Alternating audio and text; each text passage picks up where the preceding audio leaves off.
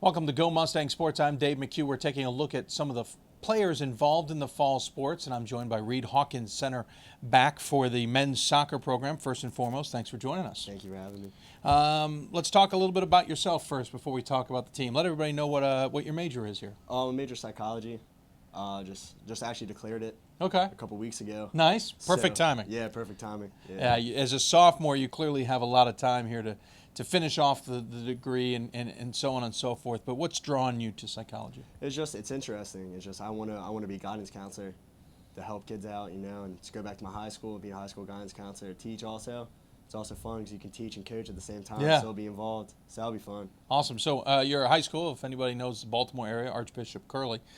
You played a couple of years there of soccer. So your ambitions are really to hopefully someday go back to Archbishop, not only guide students on the field, but also guide students with their lives. Right. Yeah, definitely, because the teachers definitely at Curley helped me because it's a Franciscan school, Right. big Franciscan school, and they definitely have that aspect of brotherhood and helping people out. So definitely plays a big part of what I want to do. The classes you're involved in, they take on a different aspect of things. A psychology major certainly doesn't think like an accountant. They don't Right. think like a communications person. I've always wanted to ask, does any part of those studies end up helping you on the field? Is there something about the psychology of the soccer game that maybe you can get an edge on? Definitely.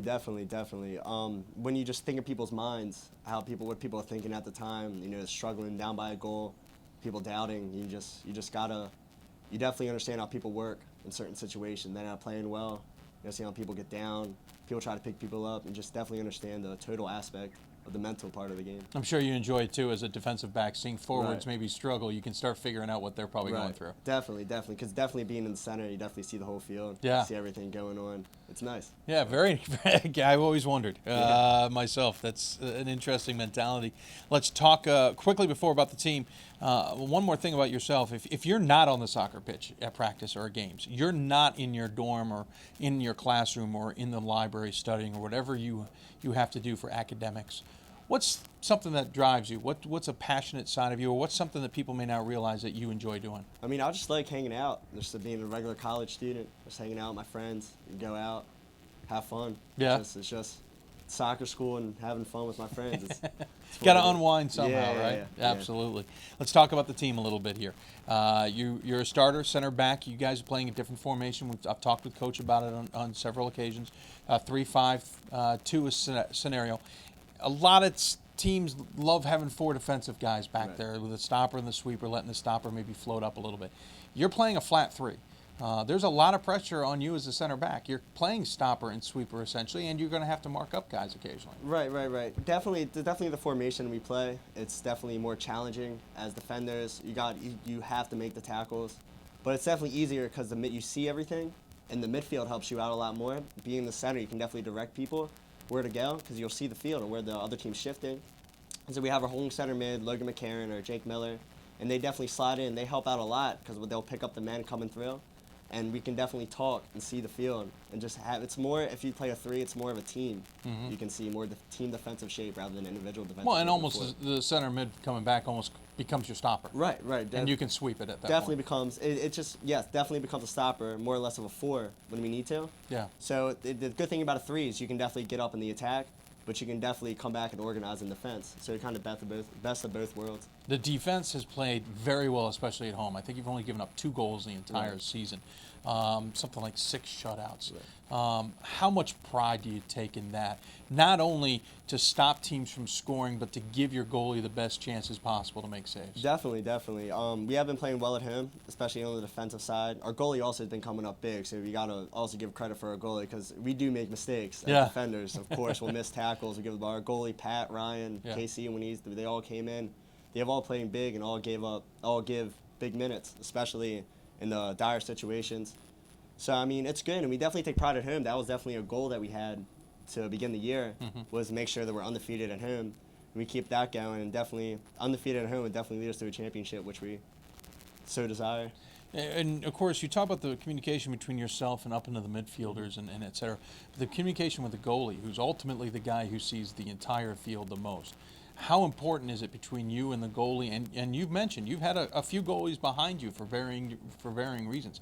How important is that link? It's definitely important. It's definitely probably one of the most important on the field because it's between the two last people that blocking the goal. So definitely when you miscommunicate the goalie and the center back, it definitely leads to confusion for the rest of the team. But when you communicate, it definitely leads to also good things, a shutout, so, which we have been doing. So, I mean, it's been good. Like I said, the home schedule has been really good for you guys, but the road schedule has been a challenge. Haven't been able to notch a W yet so far. Tough loss to Acadia 3-2 last time you guys hit the road. What do you guys need to do to overcome that challenge? We definitely, it's definitely in our minds. We definitely can do it. We definitely can do it. It's just been matter, especially against Arcadia, it's just been matter of finishing, matter of just putting the final pieces together in the puzzle just to get that win. Yeah. We've been doing it at home. We just got to do it away. And I feel like once we win that one away game, we'll win the rest of the away games. So we just need that one. Is there a difference besides obviously being on the road? Is there a difference in the mentality of the guys? Being the psychology major, I'm asking you this. Is there a difference in the mentality in the guys? Just a difference in when you're stepping off the bus versus stepping out of your home locker room? I mean, it's definitely a difference because definitely here you got the fans. You get to run out of the horse, Yeah. tunnel, and then in the way you get caught out first. You're dealing with the opposing fans, getting off the bus, but it's definitely always the same mindset. You got to win.